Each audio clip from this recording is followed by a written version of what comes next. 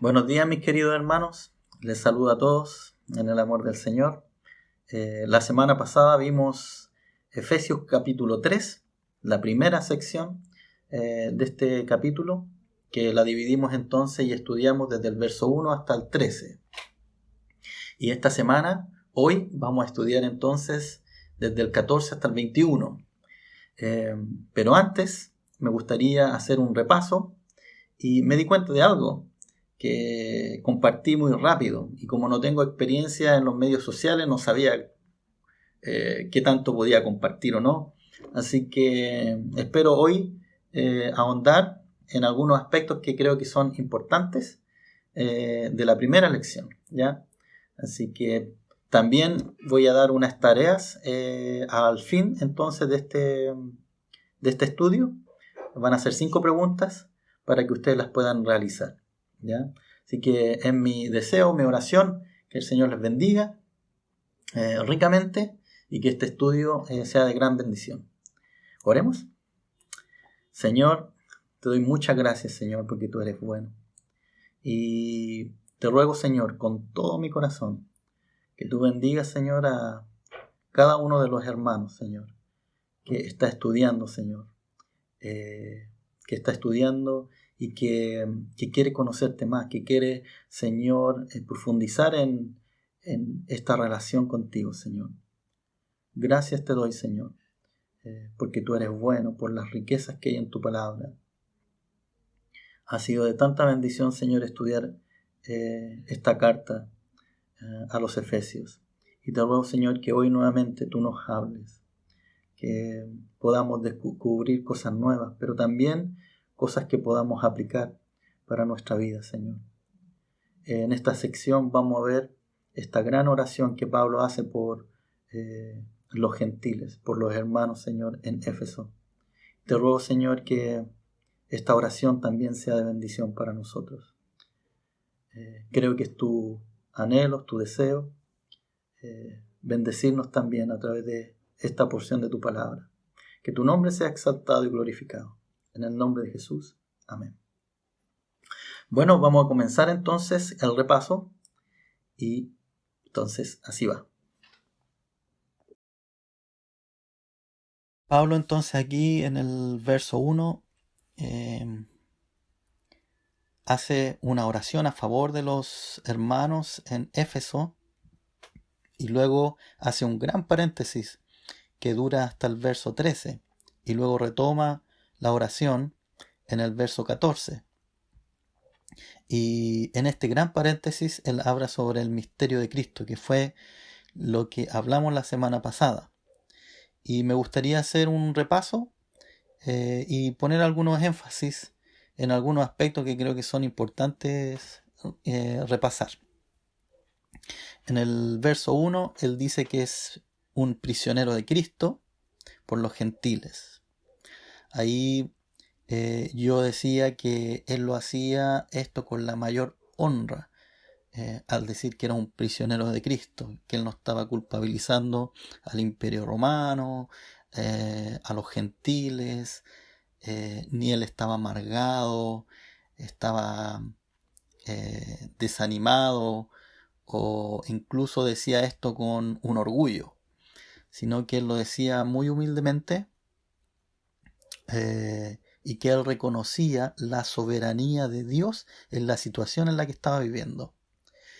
Y luego él entonces va a cerrar esta idea en el versículo 13, donde él dice que la tribulación que él está pasando debiese ser la gloria de ellos, la gloria de los gentiles. ¿Y esto por qué? Porque Pablo estaba revelando el evangelio a los gentiles.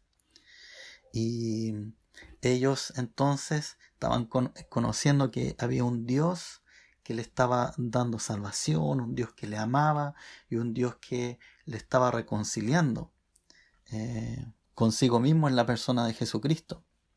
Así que lo que Pablo estaba viviendo, en realidad él lo veía como una gran honra.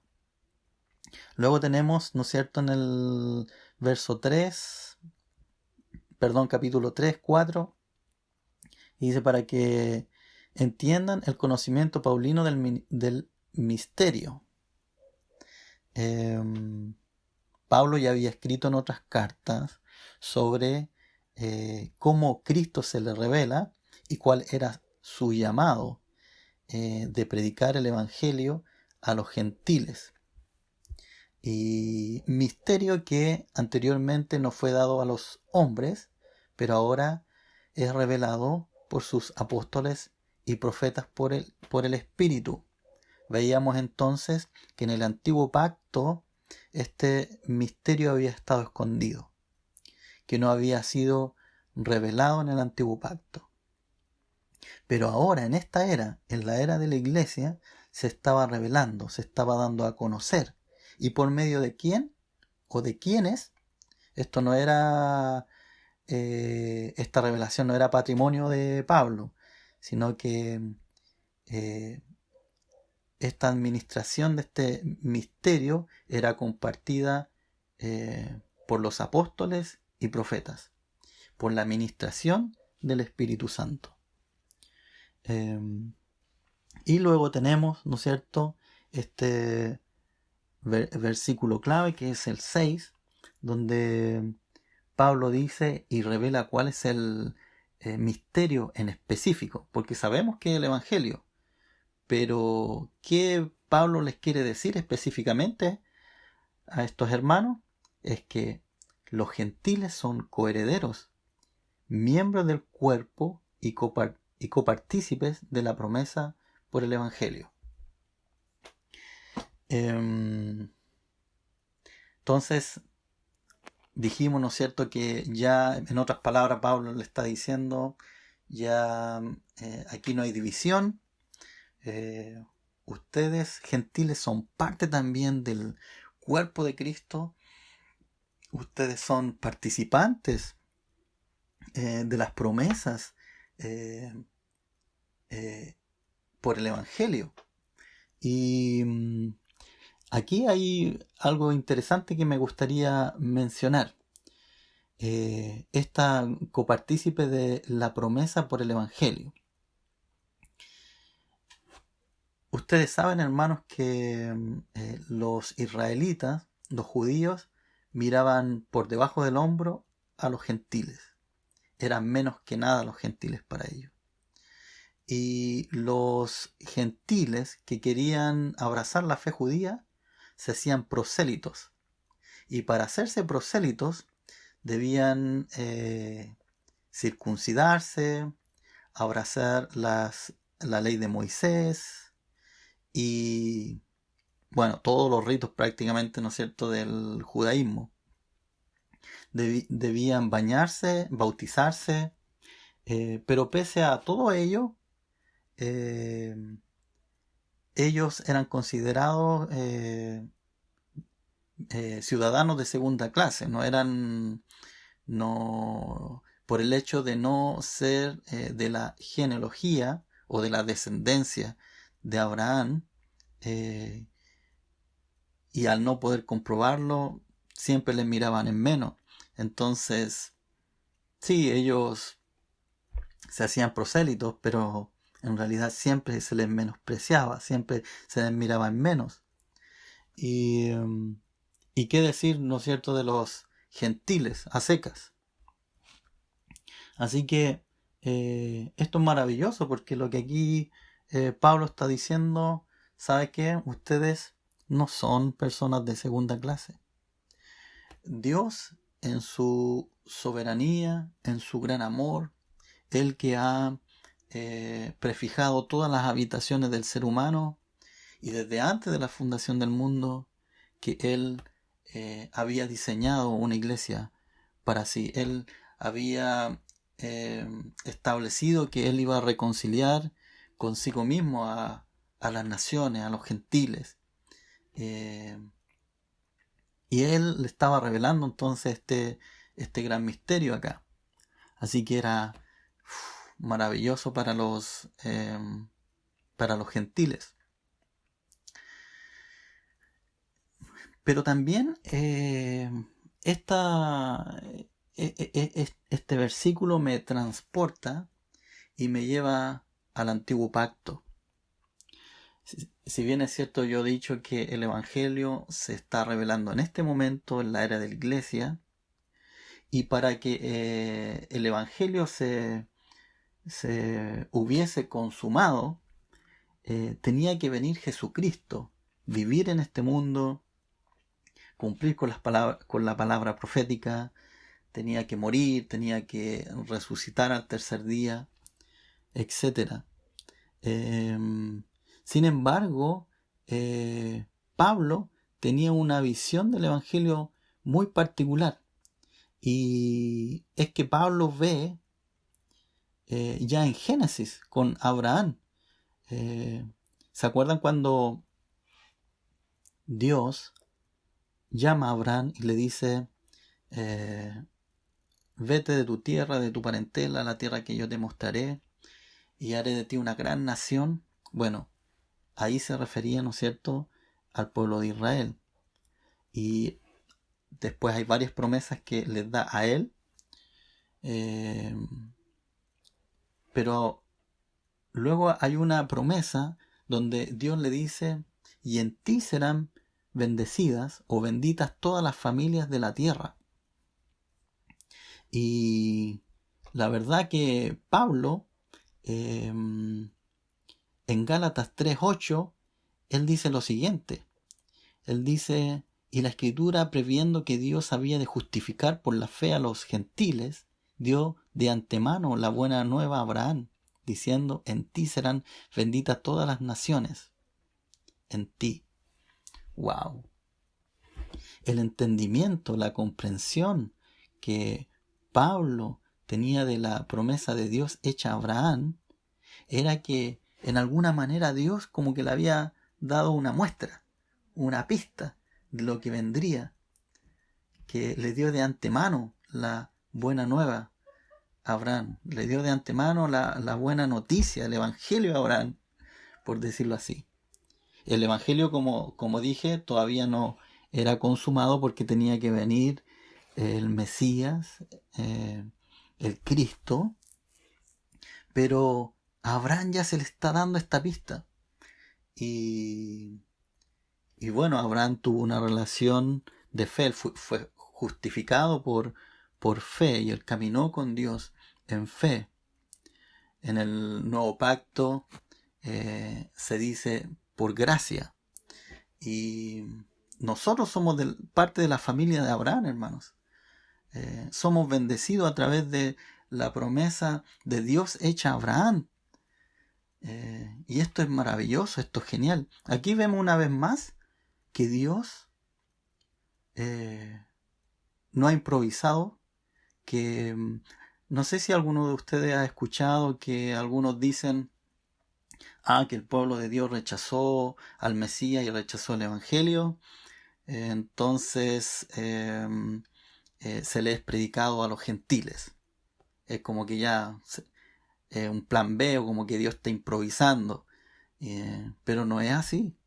Dios desde el Génesis hasta el Apocalipsis ha mostrado su intencionalidad de establecer una relación con las naciones, con los gentiles, con los pueblos de la tierra, y hacer entre israelitas y gentiles y las naciones un cuerpo, que es su iglesia. Así que esto es maravilloso. Me inspiré con eso. Después tenemos en el esquema acá del cual Pablo es ministro por la gracia de Dios según la operación del poder de Dios. Eso lo tenemos en el verso 7, ¿no es cierto? Por la ministración, por la gracia. Que es un ministro. Y esto es siervo. Pablo era un siervo por misericordia, por un regalo, por la gracia de Dios. Y esto era bajo la operación, la suministración del poder de Dios, de su Santo Espíritu. Luego tenemos para anunciar entre los gentiles el Evangelio. El Evangelio. Wow. Y el Evangelio, ¿no es cierto?, que contiene el misterio. Así que Pablo nuevamente está diciendo que él era el apóstol, ¿no es cierto?, a los gentiles. Y él anunciaba el evangelio a los gentiles. Y de aclarar la dispensación, que era, ¿no es cierto?, explicábamos ahí la administración del misterio escondido en Dios. El esquema sigue. Y así entonces que en el verso 10 dice: para que la sabiduría de Dios sea dada a conocer por medio de la iglesia. Y esta sabiduría que es dada a conocer por medio de la iglesia se refiere básicamente a la proclamación del evangelio. Pablo había sido el apóstol a los gentiles y él estaba descubriendo, dando a conocer este ministerio, que era el bendito evangelio. Pero también aquí en la sabiduría de Dios él está dando a conocer también a la iglesia este misterio, para que la iglesia también lo administre y lo muestre y lo dé a conocer, y para que las naciones, los gentiles, los pueblos del mundo conozcan a este Dios de la gloria, a este Dios lleno de amor, a este Dios que nos ha dado vida eterna. Y así que los gentiles debían sumarse para que la sabiduría de Dios sea dada a conocer por medio de la iglesia. Iglesia, ¿cierto? Eclesia en el griego, que esto quiere decir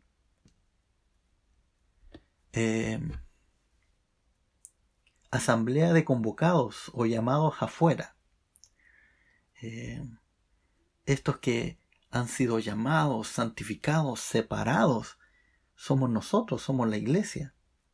Y son aquí, ¿no es cierto?, los gentiles. Y lo que le está diciendo el apóstol Pablo es que ustedes, ahora que han sido apartados, también son llamados para mostrar y anunciar esta revelación maravillosa que es el evangelio. Entonces nos unimos a esta misión de la iglesia, nos unimos, y es nuestra vocación. Somos apartados, santificados, ¿no es cierto?, y somos enviados a predicar el evangelio a toda nación. Y me gusta aquí como lo expone el apóstol Pedro en 1 de Pedro 2:9. Dice: mas vosotros sois linaje escogido, real sacerdocio, nación santa, pueblo adquirido por Dios, para que anunciéis las virtudes de aquel que os llamó de las tinieblas a su luz admirable. O sea, miren lo que nos está diciendo aquí el apóstol Pedro, que somos un linaje escogido, que somos un real sacerdocio. No hay tiempo para profundizar en todo esto porque estoy haciendo un repaso. Nación santa. Dice, ¿pero para qué? Un pueblo adquirido por Dios para anunciar las virtudes. Me gusta esto como lo dice el apóstol Pablo, que esto es el evangelio, las virtudes de aquel que os llamó de las tinieblas a su luz admirable. Las virtudes. Y bueno, el apóstol Pablo también va a hablar sobre la misión de la iglesia. Y no es que solamente somos apartados y somos santificados y ahora gozamos, ¿no es cierto?, de las promesas en Cristo y es todo súper rico, bendición para mí, gracia para mí, pero damos de gracia lo que de gracia hemos recibido. Y entonces nosotros, que ahora como iglesia somos iglesia, también tenemos la misión de predicar el bendito evangelio. En 2 de Corintios 5:8 dice así Pablo: y todo esto proviene de Dios, quien nos reconcilió consigo mismo por Cristo y nos dio el ministerio de la reconciliación. El ministerio de la reconciliación. Así que nosotros, hermanos, también tenemos una labor importante, y es, ¿no es cierto?, nuestra misión de seguir predicando el Evangelio, seguir diciendo que hay reconciliación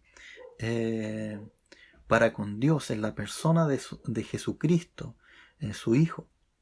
Y bueno, hemos sido llamados para esto. Dios tenía este propósito eterno desde antes de la fundación del mundo. Y bueno, y en el versículo, ¿no es cierto?, ya 13, bueno, tenemos, ¿no es cierto?, que Pablo habla de que este padecimiento debiese ser su gloria, esa tribulación que le está pasando. Y es por todo esto que estamos hablando. Porque si Pablo no hubiese estado preso, estos hermanos y nosotros no podríamos gozar del bendito Evangelio. Bueno, así vamos a pasar entonces a la segunda parte de este capítulo. Ya hemos llegado entonces a la sección que nos corresponde estudiar hoy día, los versículos desde el 14 al 21 de esta carta, del capítulo 3 de Efesios. Y bueno, en esta sección Pablo retoma la oración que comenzó en el versículo 1 y hace este paréntesis, habla del misterio de Cristo, nosotros estudiamos de eso, y luego entonces hace una oración con todo su corazón, una oración que expresa el gran deseo de Pablo de que Dios bendiga a los hermanos en Éfeso. Y estos son básicamente tres enfoques. Los encontramos en los versos 16, 17, 18 y 19. En el verso 16 tenemos el ser fortalecidos con poder en el hombre interior por su espíritu. En el verso 17, para que habite Cristo por la fe en los corazones. Y en el verso 18 y 19, para comprender y conocer el amor de Cristo y ser llenos de la plenitud de Dios. Así que esto es lo que vamos a estar repasando en esta lección. Comencemos. Entonces vamos a leer los versículos 14 y 15. Por esta causa doblo mis rodillas ante el Padre de nuestro Señor Jesucristo, de quien toma nombre toda familia en los cielos y en la tierra. En este capítulo, en el versículo 1, entonces tenemos, ¿no es cierto?, que Pablo comienza esta oración, hace este paréntesis hasta el versículo 13, donde habla del misterio de Cristo, y luego aquí retoma la oración. Y esta oración tiene como enfoque tres grandes objetivos. Y el primero es ser fortalecidos con poder en el hombre interior por su espíritu. El segundo, eso sale en el 16, versículo 16. El segundo es para que habite Cristo por la fe en los corazones. El verso 17. Y lo último, para comprender y conocer el amor de Cristo y ser llenos de la plenitud de Dios. Eso está en los versos 18 y 19. Aquí entonces Pablo dice por esta causa. Esta es la causa por la cual él dobla sus rodillas. Y tenemos entonces que en el capítulo 1, 2 y 3, Pablo está compartiendo doctrina, enseñando a los gentiles, y a partir de esta oración y lo que resta de este libro, entonces Pablo habla sobre la responsabilidad del creyente, cómo nos debemos entonces de conducir o comportar.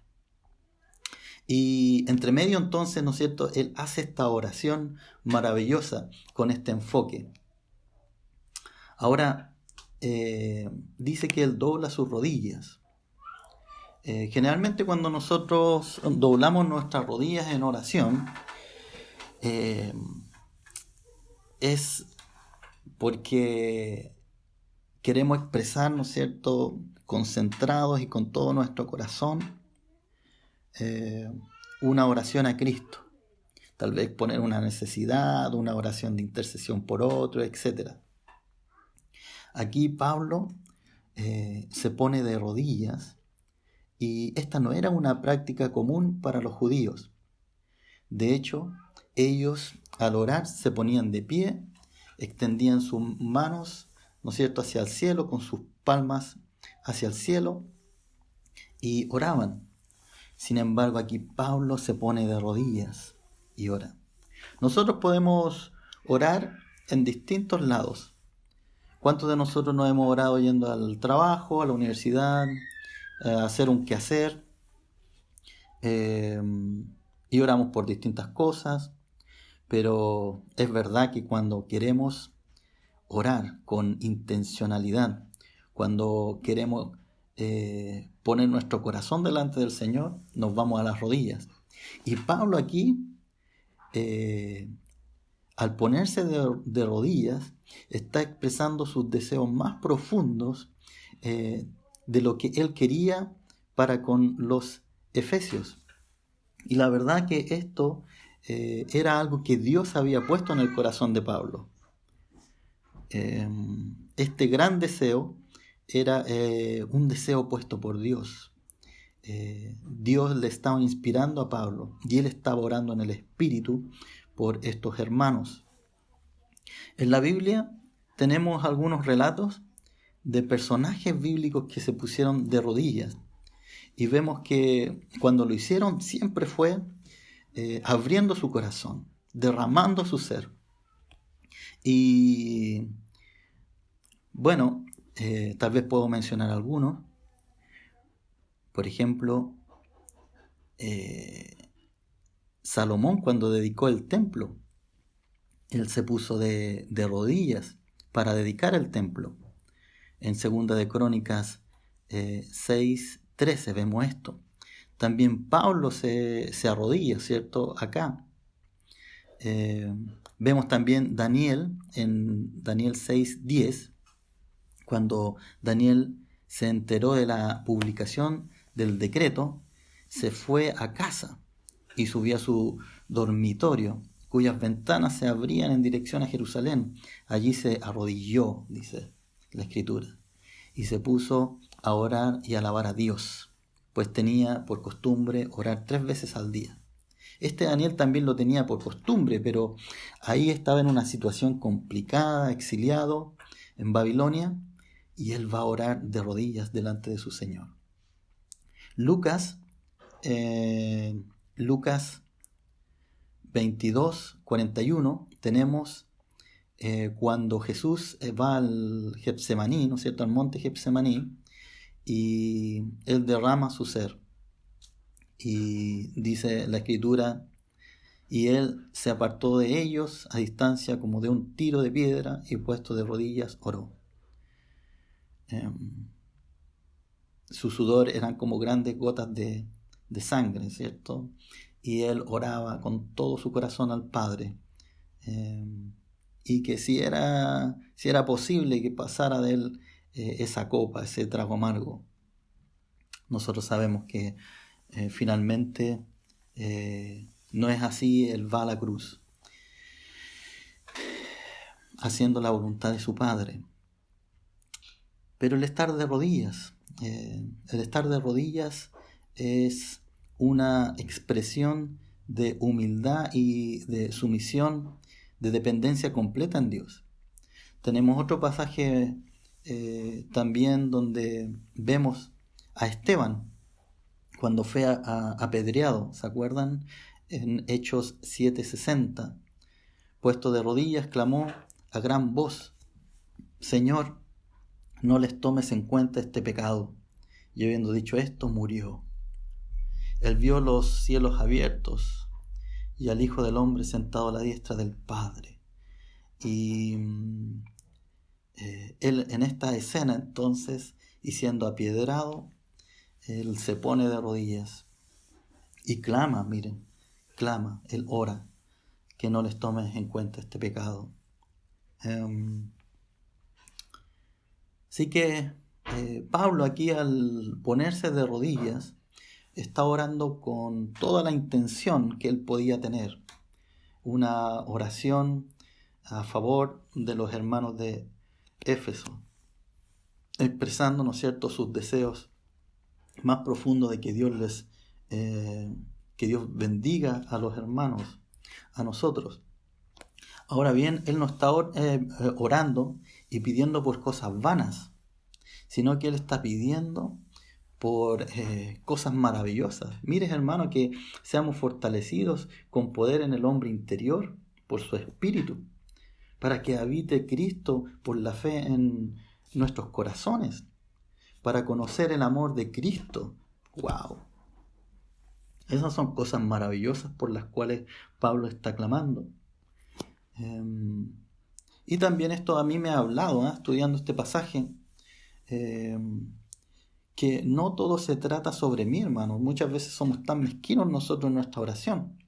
Tal vez si calculamos el tiempo que pasamos en oración y el enfoque de nuestra oración, nos vamos a dar cuenta de una realidad tal vez triste, que oramos más para pedir, oramos por nuestras necesidades, oramos en torno a nosotros, a nuestra familia, pero ¿cuánto de nuestra oración es enfocado a los otros? ¿Y cuánto de nuestra oración es enfocada en estas cosas tan importantes para la vida del creyente? Aquí Pablo está orando para que Dios imparta de sus riquezas en gloria y estas cosas eternas que no perecen se hagan vida en la vida de los creyentes. Todo esto tenía un gran propósito para él. Así que Pablo no era solamente un gran teólogo, un gran maestro, pero él era un pastor que clamaba por sus ovejas. Era un pastor, era un intercesor.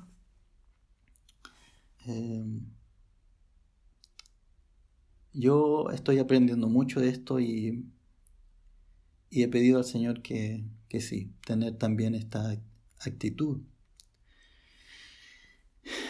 Así que cuando oramos de rodillas, oramos, ¿no es cierto?, en señal de que no solamente doblegamos todo nuestro ser, nuestra alma, pero también nuestro cuerpo, todo nuestro ser delante del Señor.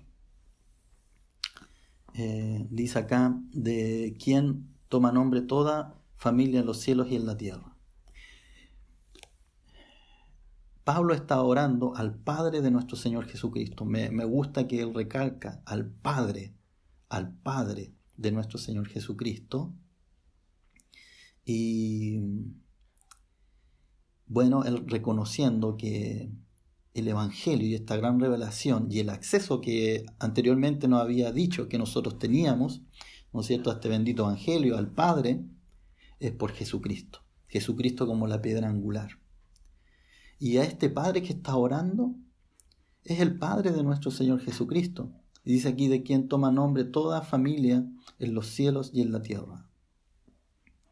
Él está orando al Padre de nuestro Señor Jesucristo, que, como dice aquí, toma nombre de toda familia en los cielos y en la tierra, como Dios soberano. Así que una buena lección que Pablo nos deja. Aquí él no está orando por cosas vanas, pero por cosas súper profundas. Vamos a leer entonces los versos 16 y 17. Para que os dé, conforme a las riquezas de su gloria, el ser fortalecidos con poder en el hombre interior por su espíritu, para que habite Cristo por la fe en vuestros corazones, a fin de que, arraigados y cimentados en amor. Bueno, vamos a leer esta ahí.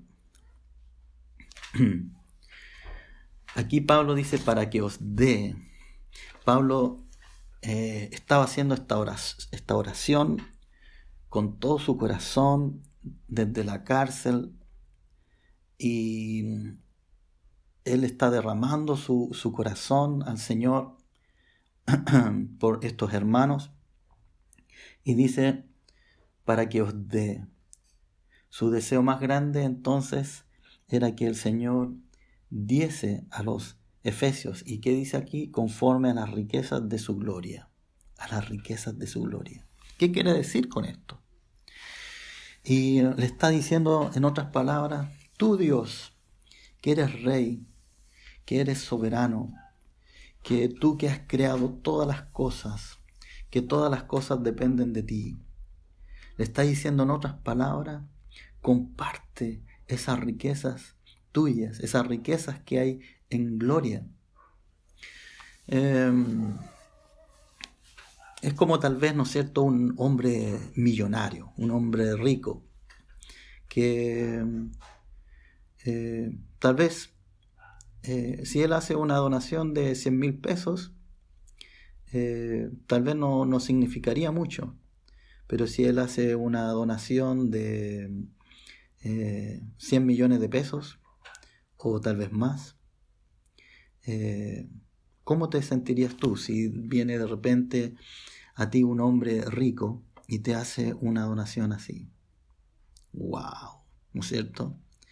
Y básicamente esto es lo que Pablo está diciendo, que Dios comparta sus riquezas en gloria con nosotros. Digo, wow, pero si ya somos tan ricos todo lo que ha hecho. Pero Pablo, ¿no es cierto?, orando con todo su corazón, también expresa esto. Y estos tres aspectos, estos tres enfoques que, ¿no es cierto?, nosotros habíamos dicho anteriormente, que los encontramos aquí ya. El primero, fortalecidos con poder en el hombre interior por su espíritu. Él no está pidiendo algo vano, Él está pidiendo algo rico para nosotros, que seamos fortalecidos con poder en el hombre interior, y nada menos que por su espíritu. Y para Pablo era tan importante, y esta expresión del hombre interior era una expresión griega, y algunos eruditos dicen que lo más probable es que Pablo se está refiriendo exactamente a lo que pensaban los griegos en esta expresión, que cuando ellos se referían al hombre interior, se referían a la inteligencia de una persona, a la conciencia de una persona y a la voluntad de una persona. Y Pablo entonces oraba para que Jesucristo fortaleciera la inteligencia de sus amigos, de sus hermanos. Quería que estuvieran mejor capacitados para discernir entre los errores, lo que era correcto, incorrecto. Quería que Cristo les diera la sabiduría que les era necesario, que ellos necesitaban, ¿cierto?, para mantener una vida pura, una vida santa, agradable delante de Dios. Pero también oraba, ¿no es cierto?, por sus conciencias. Le pedía al Señor que tal vez se hiciera más sensible su conciencia, una conciencia que no tolerara el pecado. Nosotros, hermanos, cuando llegamos a Cristo, veníamos con una conciencia tan sucia, tan pervertida, y creo que todos podemos decir cómo Cristo nos ha hecho cada vez más ingenuos, nos ha limpiado nuestras conciencias también de todo pecado, de la culpa también que nosotros teníamos, y gracias, ¿no es cierto?, a su perdón. Pero Pablo pedía esta oración también por sus conciencias, que se mantuviesen, ¿no es cierto?, limpias, tiernas, sensibles, y también por la voluntad. Muchas veces sabemos sabemos, ¿no es cierto?, que nuestra voluntad tiene una intención que es incorrecto. Igual lo hacemos.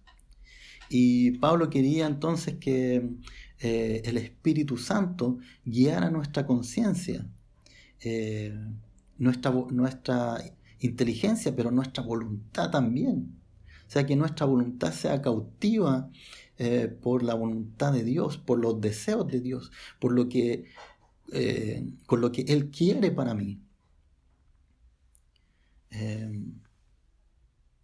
Y así, ¿no es cierto?, vivir una vida santa delante de Él.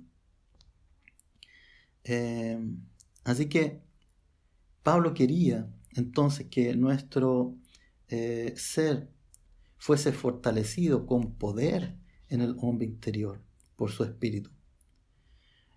No servía mucho el tener conocimiento y el entender esta revelación, este misterio del Evangelio, si nosotros no podíamos entonces ponerlo en práctica, si estos hermanos no podían vivir, ¿no es cierto?, una fe abundante en Cristo, si no podían ser fortalecidos para vencer ante el pecado. Y bueno, Pablo aquí entonces, él está pidiendo por esto, para que los hermanos sean fortalecidos en el hombre interior. Vamos a leer entonces los versos 18 y 19. Para que habite Cristo por la fe en vuestros corazones, a fin de que arraigados y cimentados en amor, seáis plenamente capaces de comprender con todos los santos cuál sea la anchura, la longitud, la profundidad y la altura, y de conocer el amor de Cristo, que excede todo conocimiento, para que seáis llenos de toda plenitud de Dios. Para que habite Cristo por la fe en vuestros corazones. Aquí tal vez nos podemos hacer la pregunta, ¿acaso Cristo no habita ya en nuestros corazones? Lo que aquí Pablo se está refiriendo es que Cristo debe morar. Este habitar es que Cristo haga una morada, que haga por decirlo así, su casa en nuestros corazones. ¿Y esto por qué? Es porque Cristo no puede ser una visita, no puede estar entrando y saliendo. Y nosotros sabemos, hermanos, que muchas veces convivimos con pensamientos tan dispares en nuestro interior y podemos llegar a ser tan carnales también. Y lo que está diciendo aquí Pablo es que Cristo habite, que esté ahí en nuestros corazones, que more en nuestros corazones, que haga de nuestros corazones su habitación, su casa. La pregunta entonces aquí es, ¿cómo está nuestra morada? Dios mora, habita en nuestros corazones, se siente cómodo Él ahí. Y Pablo está orando por esto. Dice, a fin de que arraigados y cimentados en amor, seáis plenamente capaces de... Y aquí viene lo segundo, de conocer el amor de Cristo. Dice, comprender con todos los santos cuál sea la anchura, la longitud, la profundidad y la altura, y de conocer el amor de Cristo. Wow.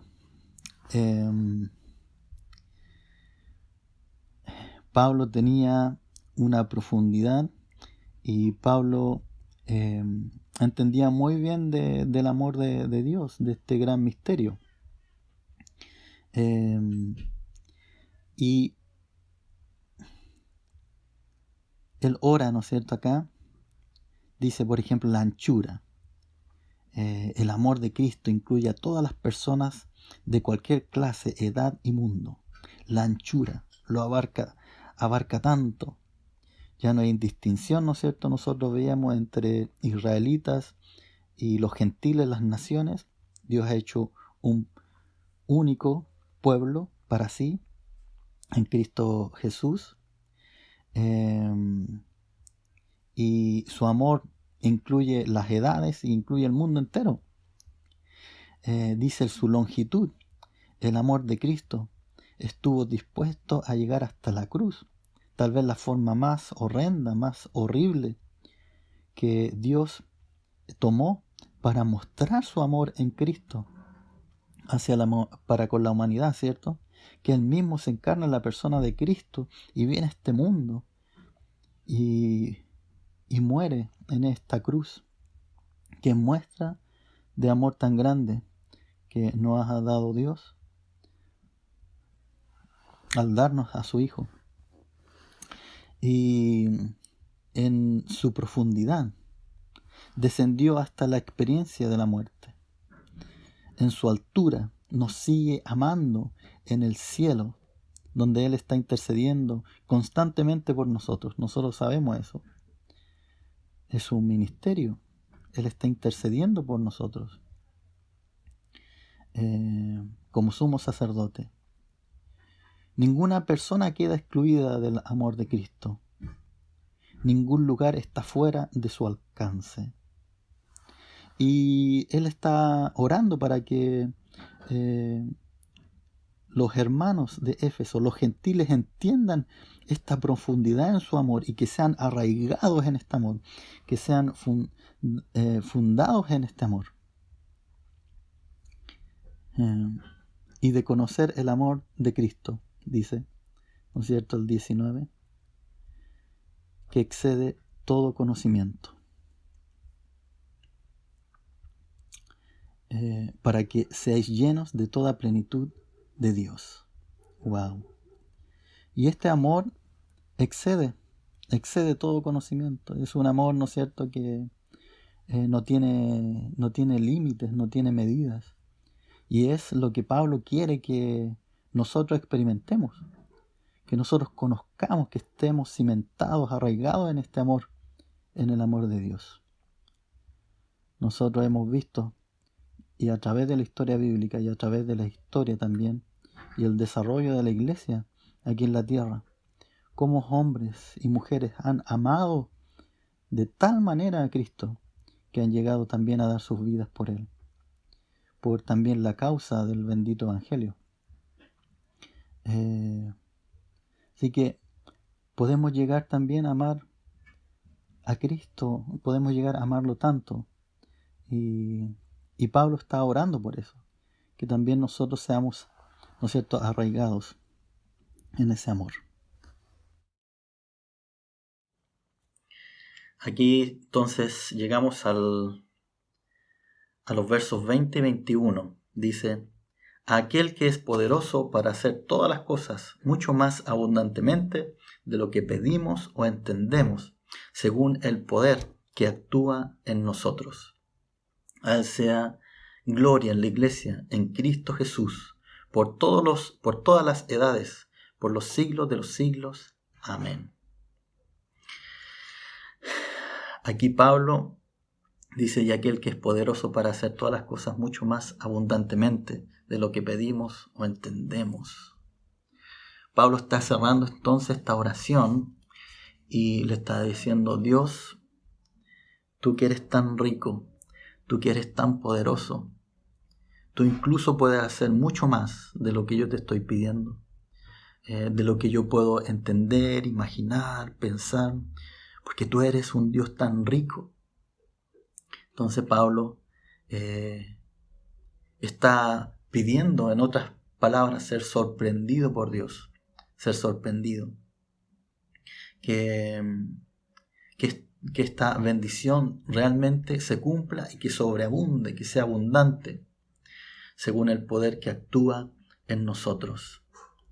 Porque el Espíritu Santo es el que actúa en nosotros y estas bendiciones. Y él va a terminar diciendo: a Él sea gloria en la Iglesia, en Cristo Jesús, por todas las edades, por los siglos de los siglos. Amén. En la Iglesia, sea gloria en la Iglesia, en Cristo Jesús. En la iglesia es donde se debería experimentar, ¿no es cierto?, la llenura del Espíritu, la dependencia en Dios a través del Espíritu, donde la gente pudiese ver el amor tangible de Dios revelado en nosotros. Y cuando digo en la iglesia no me refiero, ¿no es cierto?, al edificio, pero me refiero a cada uno de nosotros. A nosotros, sí, tal vez en el culto, pero a nosotros, ¿no es cierto?, en medio del lugar donde vivimos, en nuestro campo de acción, que hemos sido, ¿no es cierto?, enviados a predicar estas buenas noticias, que hemos sido sacados, ¿no es cierto?, de las tinieblas a la luz admirable, para anunciar las virtudes de aquel que nos llamó. Y nosotros, entonces, como iglesia, debemos proyectar, mostrar a Cristo. Y dice aquí, sea gloria en la iglesia, en Cristo Jesús, por todas las edades, por los siglos de los siglos. Amén. O sea, que así sea. Así sea Dios. Así sea Dios. Amén. Espero que este estudio, hermano, haya sido bendición. Y bueno, ahí van a quedar las preguntas, las 5 preguntas que entonces van a quedar como tarea. Y espero que sigamos aprendiendo más, creciendo y poniendo la palabra de Dios en práctica. Que Dios les bendiga mucho.